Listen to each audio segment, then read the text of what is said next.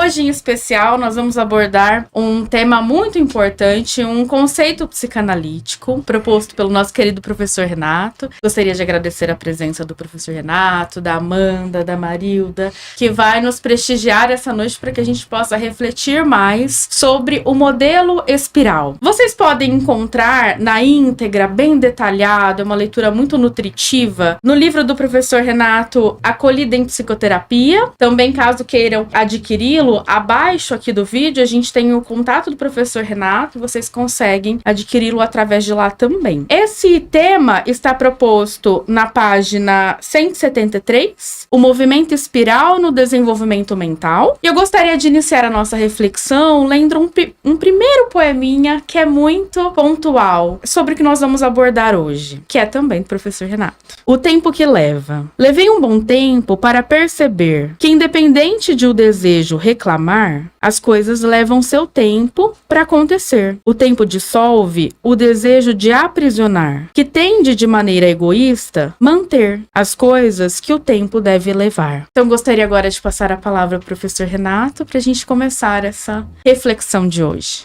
Bom, quero agradecer primeiro essa introdução belíssima da Jéssica, né? A Jéssica sempre bem eloquente, colocando as palavras de uma maneira muito bonita. Quero agradecer muito a tua presença, Jéssica, a tua disposição, agradecer a Marilda por estar aqui hoje com a gente, a Amanda, Roberto, Caio e a Camille que estão aqui também, agradecer o grande Guto aqui do técnico do estúdio, e acredito que esse é o intuito mais interessante da gente estar junto, perto de gente querida. Acho que é isso que é o mais interessante, o mais importante. A ideia da espiral, do movimento espiralado, a primeira vez que eu pensei em escrever um pouquinho sobre isso foi através da introdução do Antônio Muniz de Rezende, que inclusive faleceu há poucos meses aí, um grande psicanalista, talvez o maior intérprete do Bion no Brasil.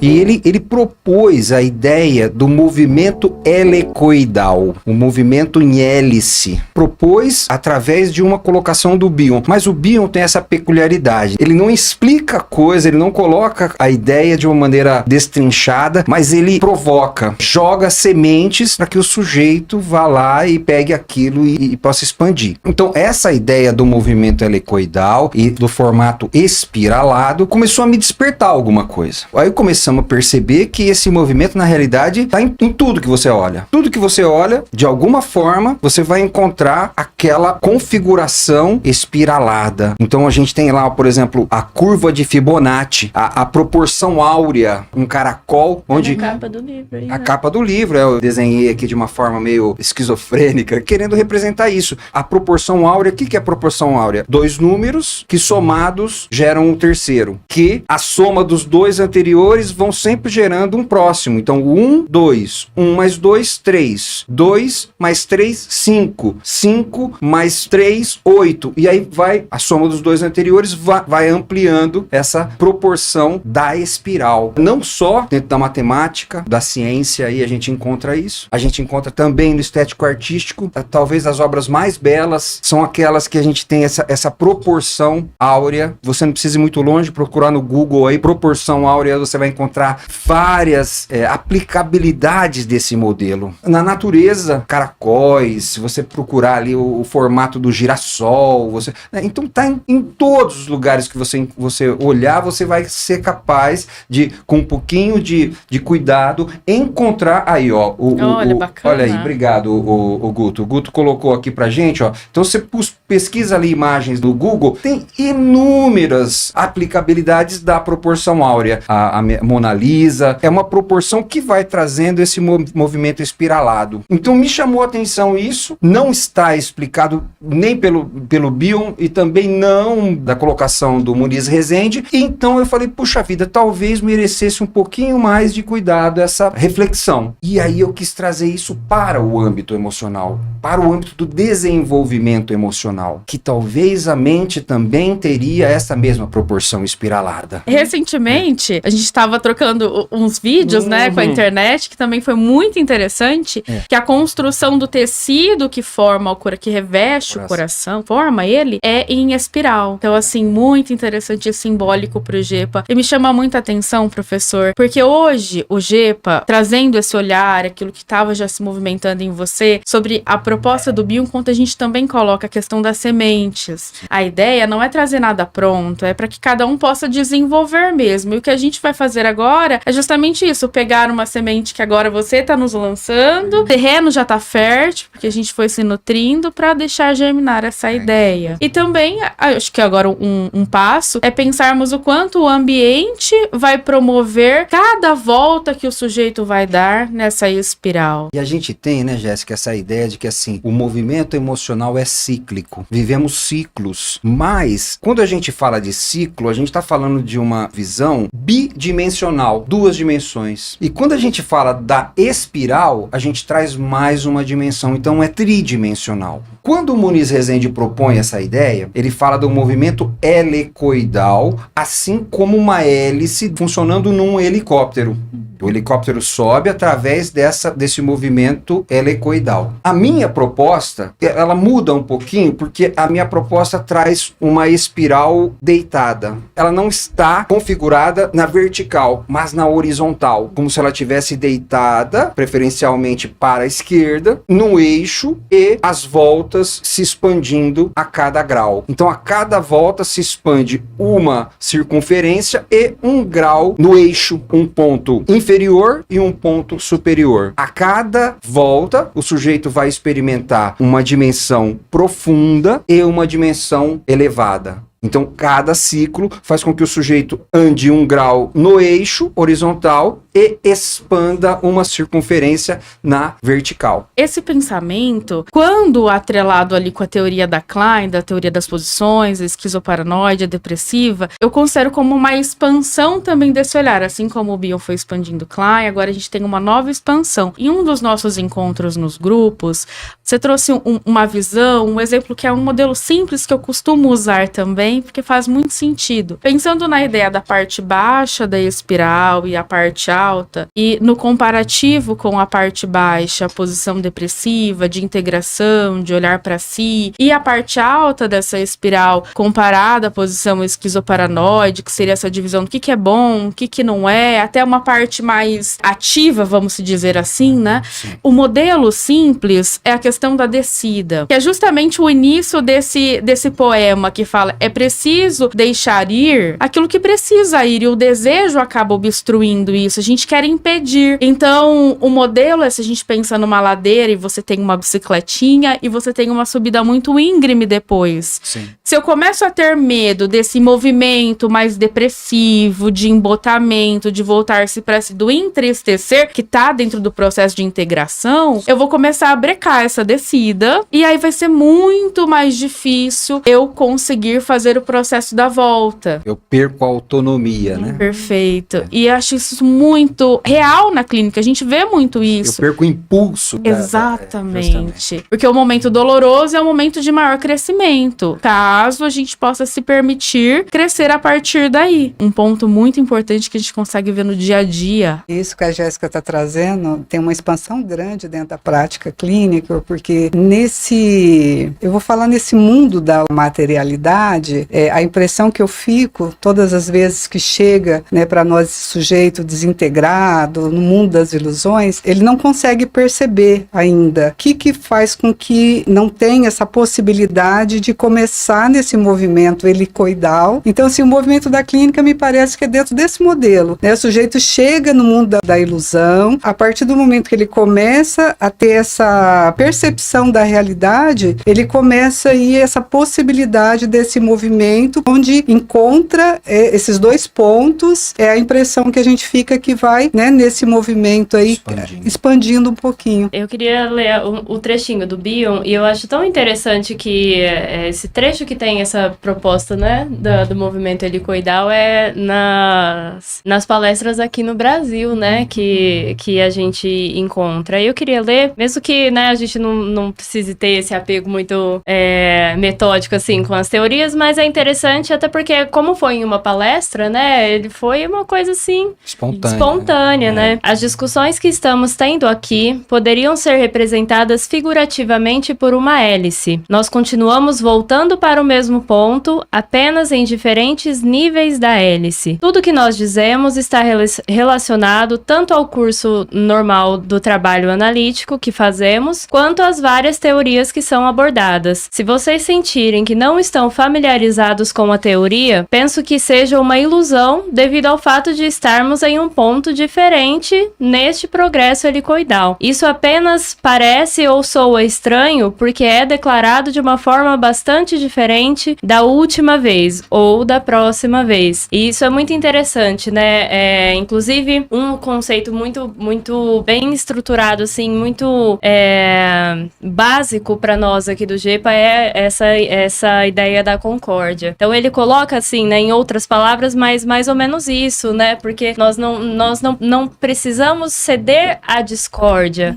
Nós apenas estamos em pontos diferentes desse movimento helicoidal. Então, a concórdia, ela pode continuar nos mantendo unidos, né? Juntos de coração, né? Isso que é a semântica da palavra. Então, porque nós apenas estamos em pontos diferentes dessa hélice, desse movimento espiral, né? E aí a gente, com esperança, vai continuando. Cada um alcança o outro. Uma hora eu tô mais aqui, outra hora você tá mais lá, né?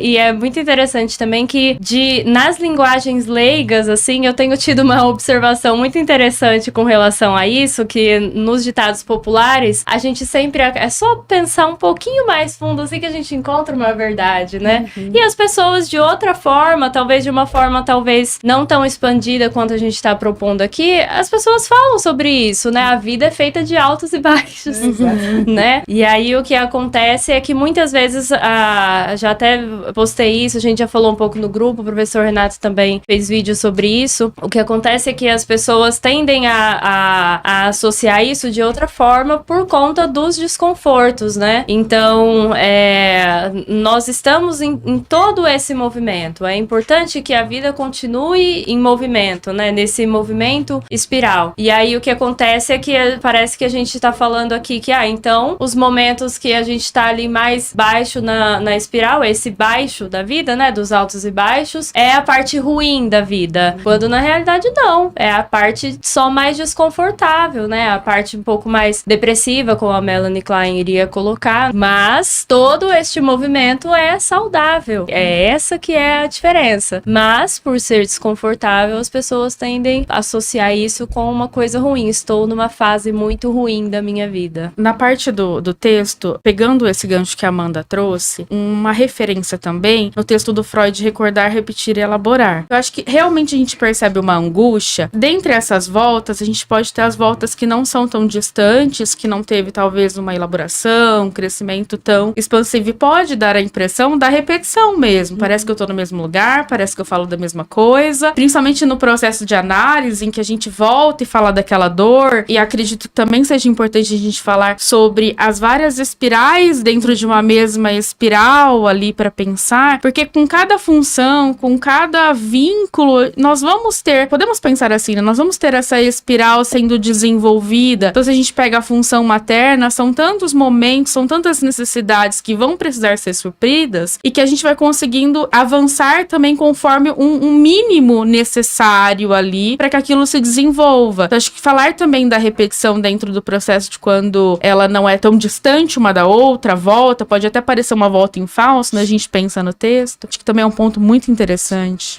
O ponto mais baixo, a gente iria pensar num encontro com o sujeito, encontro consigo mesmo, num movimento ali que o Freud talvez diria que é uma libido do ego, onde o sujeito iria ficar para baixo, por assim dizer. E aí, dentro da perspectiva da Melanie Klein, a gente ia falar que o sujeito está vivendo a posição depressiva, e um ponto superior, onde o sujeito estaria direcionando a sua libido para o objeto ou para o mundo externo, e estaria vivendo ali uma posição esquizo paranoide, onde o externo é o foco da atenção. Vivendo essas duas posições, o sujeito tem a possibilidade, ele tem a chance de crescer ou viver aquilo que a gente poderia chamar de volta em falso. Não acreditamos em volta em falso se, na medida em que o sujeito esteja em análise, num processo de psicoterapia. Pode até parecer que o sujeito esteja vivendo uma volta em falso, porque ele vai ali manifestar características repetitivas, mas na realidade, se ele estiver ali se dedicando a um processo de análise ou dentro do processo psicoterapêutico, de alguma forma, em alguma medida, ele conseguiu uma expansão.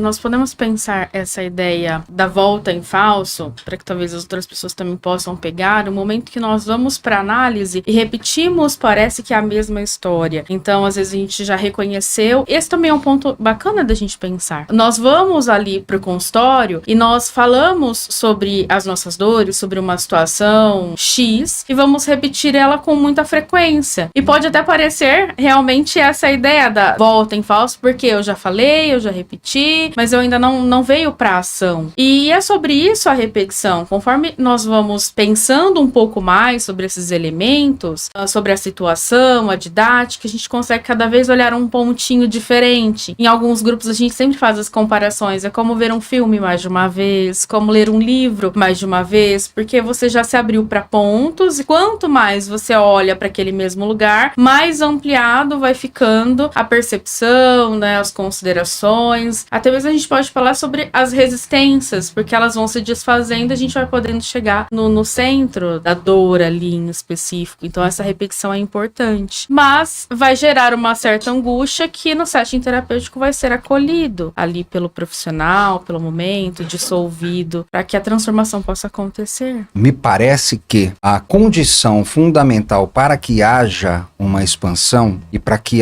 não aconteça a volta em falso é justamente o encontro com o outro. É justamente a possibilidade do sujeito conseguir ser acolhido pelo outro. Na experiência do acolhimento, ou na experiência, mais uma vez trazendo o Bion aí, na experiência do encontro entre continente e contido, ou usando mais uma expressão do Bion aí, na medida em que haja uma conjunção constante continente e contido, haverá a possibilidade da expansão. Parece que o trabalho do analista é basicamente a questão do reconhecimento, porque vem um julgamento do paciente, né? Por que eu estou repetindo isso? Por que eu estou fazendo isso novamente? Como que eu me coloquei de novo nessa situação? E aí a gente vai em um reconhecimento do trabalho, né? Do que está sendo feito e até de algumas mudanças que podem já ter acontecido, ainda que não na medida que o paciente desejava. Queria já que tudo estivesse diferente, mas a gente sabe que é um processo. E essa ligação com o outro, ela parece que acontece também quando existe uma possibilidade de tolerar algum vazio. Na medida que aquele funcionamento do paciente, né, do sujeito está sendo saturado de satisfações, de ilusões, inclusive de poder pular de uma situação direto para outra, né, e aí realmente cair nessa repetição, isso sim, talvez a gente pode dizer que se configura mesmo em uma volta em falso, né, porque não tá havendo pensar ali, é realmente uma repetição um pouco mais vazia, vamos dizer assim, né. É interessante tudo que vocês estão trazendo, porque nesse capítulo o professor Renato, no finalzinho, ele fala do desapegar-se, ele traz ali as contribuições do Bion, quando o Bion fala sem memória, sem desejo, sem ânsia de saber. E então me parece que dentro da proposta do paciente, na prática da psicanálise do acolhimento, ele vai passando por essas voltas e que até ele tem a impressão que ele não está expandindo de maneira nenhuma, mas é justamente ao contrário. A cada encontro é esse reencontro, a cada possibilidade dele se permitir, como a Jéssica trouxe também, que essas resistências vão emergir, mas que ele possa de estar junto com o outro para poder fazer aquilo que o senhor fala da passagem, que eu acho muito interessante. É essa passagem desse movimento de uma volta para outra. Essa é a impressão que eu fico. Precisa ser leve, é estar aqui brincando. Não tem, eu tenho que ir lá fazer. Não, é brincar, igual a criança brinca. Faz muito sentido, Marilda. obrigada. E isso também traz a questão da importância do ambiente. Como um ambiente nutritivo pode promover a expansão dentro da espiral ali, ou quanto menos nutritivo ele for, talvez vai gerar mais essas voltas em falso. Me faz pensar também num ponto, em alguns grupos o professor Renato já trouxe pra gente, pensando sobre a evolução do processo também de elaboração. Quando nós pensamos assim, às vezes o paciente ele vem, ele fala sobre uma situação, então agora ele já consegue dar nome para aquilo, ele consegue dizer aquilo que magoou, aquilo que deixou chateado, quando, como, então ele consegue descrever a situação, e por mais que ela vá se repetindo, um dos elementos importantes de pensar é que antes nem se percebia isso, agora já se percebe. E aí quanto mais a gente vai conseguindo falar, a gente vai conseguindo antecipar para um pensamento antes da ação, porque normalmente a gente vem e fala sobre a repetição do que aconteceu. Poxa, de novo eu fiz aquilo que não era para ter feito. Então quanto mais se pensa, a gente consegue antecipar até que eu consiga pensar antes de agir. Ô, Jéssica, e aí você falando isso aí, você me faz pensar que assim, a gente tá falando da atuação e o quanto num processo psicoterapêutico bem sucedido ou profícuo, aquele que traz a possibilidade de elaborações reais, de expansões reais, que seja próspero, ele também carece da atuação. Ele também carece que o sujeito possa, junto com o analista, atuar para que ele possa reconhecer aquilo a partir da ação não pensada e, ao reconhecer, aprender a respeitar as suas limitações que vão se manifestar nessa atuação. E aí, a partir desse respeito que ele vai desenvolvendo com o elemento que foi atuado,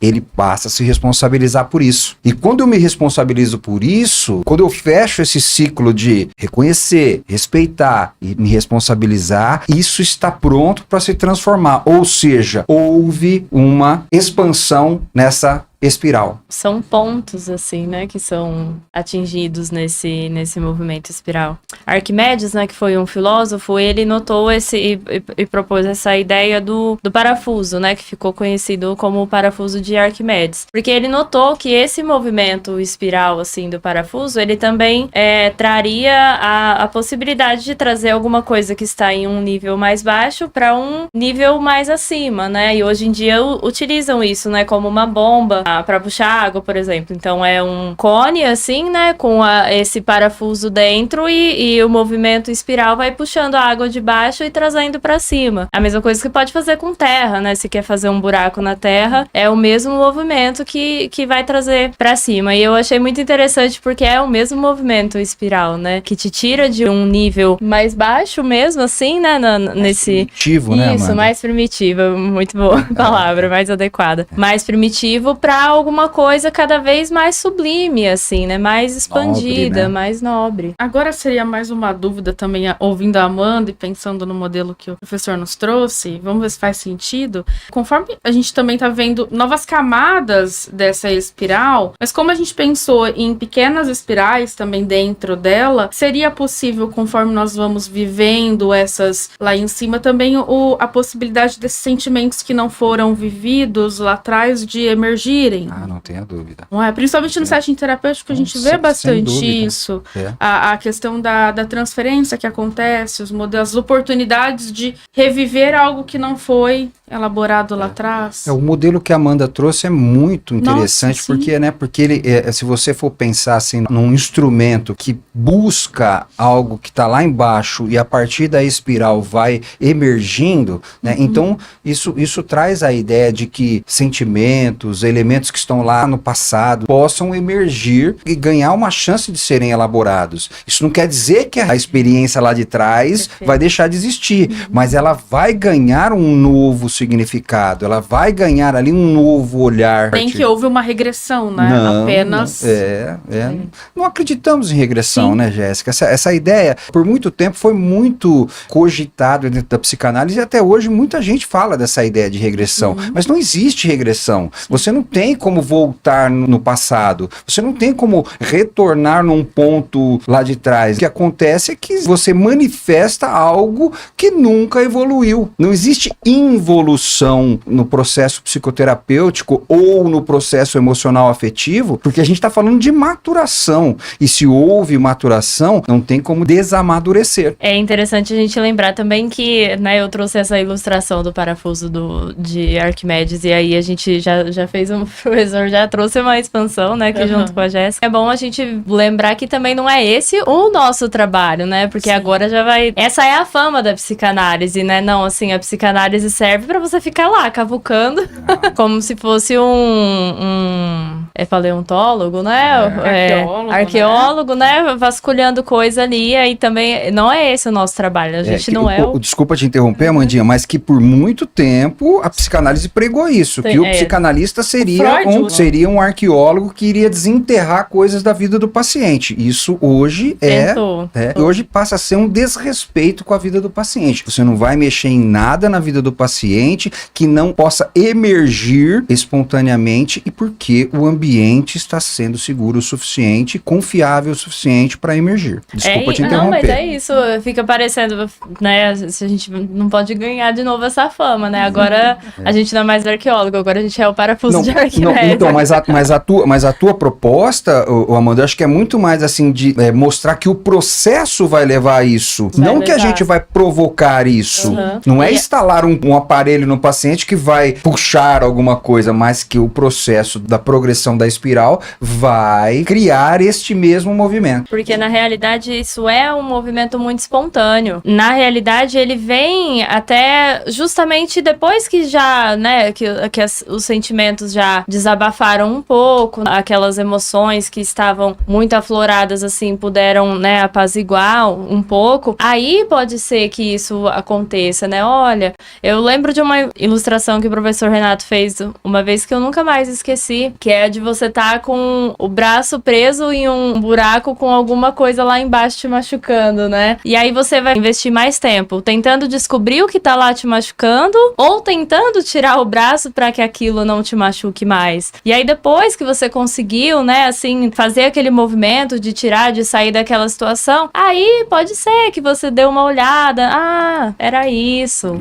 Foi daí que veio as minhas feridas, entendi. Quando nós estamos falando aqui da prática clínica dessa psicanálise do acolhimento, o GEPA, ele não retém informação. Nós damos o tempo todo. Então, assim, vai ficar gravada esse podcast, as pessoas podem ir lá assistir. Cada sujeito tem o seu momento. A gente observa isso, que muitas vezes vem numa resistência, não é dele conseguir ou não ter algo, um resultado dentro do processo psicoterapêutico, mas é do crescimento, é dentro do momento e do tempo de cada um, como a Jéssica leu aí o comecinho do capítulo, o tempo que leva para cada um ir percebendo e acolhendo essas dores, para que esse movimento helicoidal, ele possa, completando cada volta, para que possa ser leve. Hoje, na nossa prática clínica, uma das demandas, pelo menos na minha percepção, que mais vem, é um sentimento de desamparo tão grande, de escassez mesmo, e conforme o sujeito ele vai se integrando, ele vai vivendo esses movimentos dessa espiral, até a vida financeira dele se torna uma vida mais leve, mais tranquila, porque ele passa a se organizar, ele vai estudar, o que esse pessoal está falando aí? Existem inúmeras possibilidades para que possa haver esse crescimento. Hoje, com a tecnologia, mais ainda, não tem como. Antes era tudo muito mais difícil, mas hoje, não haver esse processo de evolução, é muito triste de nós observarmos isso. Então, o GEPA não retém informação, tá tudo aí, podem vir, pode pesquisar, pode ir lá assistir. O ambiente, ele não é só físico, né? Ele é emocional, é no encontro, é no estado emocional que as pessoas se encontram, por isso que a gente também pode falar do processo analítico online, dos grupos online, as trocas. Agora, nós estamos falando, provavelmente alguém que está assistindo ou vai assistir, algumas coisas estejam ressaltando, também podem compartilhar nos comentários aí conosco. E me vejo que é importante a gente falar sobre essa questão do ambiente, do reconhecimento do outro. Nós estamos falando de um momento na espiral de embotamento, de voltar-se para si. E a gente tem essa cobrança social sobre a depressão, sobre a coisa do entristecimento, choro. E quando a gente pensa em evolução, existem alguns lugares, ainda hoje, que pensam que a evolução é o paciente estar bem, é o paciente sair feliz, né? A vida dele tá super uau. E muitas vezes a gente tá falando da evolução justamente de se permitir viver a experiência do entristecer-se. Não é a quantidade de amigos que se tem, mas é a qualidade dos vínculos que estão ao redor. E às vezes tem essa dificuldade de reconhecimento, porque é muito mais prazeroso estar na parte alta, é muito mais prazeroso estar fragmentado ali. Iludido, exatamente. Saturado, né? Então, nós estamos falando de movimento. A Marilda lembrou da ideia de passagem. Então, nós precisamos ter aqui a possibilidade de experimentar da passagem, do movimento que a passagem propicia. Não é estar para cima ou estar para baixo. Estar para baixo é ruim, estar para cima é bom. No modelo espiral, estar para cima é estar iludido, é estar fragmentado, é estar esquizoparanoide. Mas, ao mesmo tempo, eu preciso desses elementos para viver, por exemplo, uma vida em sociedade. Porque se eu não me fragmento, eu não tenho como viver no mundo social. O social te obriga a fragmentar, te obriga a eleger o bom do ruim. Só que ao mesmo tempo eu preciso estar para baixo para que eu possa me integrar e reconhecer a realidade como um todo. Então não tem bom ou ruim dentro de uma perspectiva cristalizada. O bom é o movimento, o saudável é o movimento, o saudável é a capacidade da passagem. O Bion vai usar a palavra cesura. A cesura é o mais importante, não é nem o aqui e nem o lá, mas é a passagem do aqui para o lá. É questão da verdade, né? Acho que é uma coisa que se comunga. Recentemente a gente até tinha feito um podcast falando sobre formações religiosas e a psicanálise, e em várias formações religiosas também se fala assim, sobre uma verdade única, e a gente também está falando de uma realidade que acontece e que esse movimento em busca, né, de estar ali o quão possível mais dentro desse reconhecimento da realidade que não depende de nós para acontecer. Que entra no que a Mandinha falou sobre tolerar frustrações. Para se crescer, precisa tolerar. A gente falou também sobre as resistências, né, nesse processo todo. E na realidade, quando a gente fala de vínculos, a gente amplia mais ainda essa reflexão sobre as resistências. Porque em todo esse movimento, a gente está falando também de renúncias. Então, para fazer esse movimento de estar para baixo, né, de sair desse nível mais alto que é permeado de ilusões, né, de prazeres, mas que também nos levam para essa desintegração, a gente está falando também de renúncias. E aí, quando se trata de renúncias de vínculos, por exemplo, isso muitas vezes dificulta demais, assim, o processo. O que eu tenho observado é uma das coisas que causa mais resistência, né? Porque aí você vai vendo também que quem tava ali do seu lado, né? Poxa vida, acho que já não tá fazendo mais tanto sentido, né? Eu tenho que sair daquele ambiente. E é uma coisa que a gente nem precisa se esforçar para que isso fique evidente. Isso fica muito claro, assim. Na medida que você vai se integrando e tá de acordo consigo mesmo, o afastamento, na realidade, é muito natural, assim. E nós temos aqui uma contribuição da Cláudia Lopes, que também tem nos nutrido muito aqui no GEPA, uma grata chegada para nós, né? Ela diz assim: bem-estar não é ficar livre das dores emocionais, é conseguir estar bem apesar delas. Olha que bacana. Muito construtivo, muito obrigada, Cláudia, pela contribuição. Temos aqui. E, bom, o papo tá tão gostoso, tão leve, que passou tão rápido. A gente já caminha agora. A Amanda trouxe a ideia, depois a Jéssica relembrou a ideia da tolerância às frustrações. A espiral progressiva está subordinada ao nível da capacidade de tolerar frustrações. Porque cada volta você tem uma elevação maior, ou seja, a circunferência, a volta se alarga. Isso quer dizer que você vai atingir um ponto cada vez mais alto. No entanto, você também vai passar por um ponto cada vez mais baixo. A tolerância para experimentar essas duas experiências, tanto de elevação, na possibilidade de fragmentação, na possibilidade de projetar tudo aquilo que é ruim no outro e se sentir purificado, tem o seu inverso lá embaixo, na capacidade de se responsabilizar por tudo isso que a gente vive, que, na realidade, tudo que acontece no mundo, cada um de nós tem uma parcela de responsabilidade. Uma imagenzinha que eu vi há muito tempo na rede social, que tinha um planeta Terra e escrito embaixo assim: quando você for jogar alguma coisa fora, não esqueça que não existe fora. Uhum.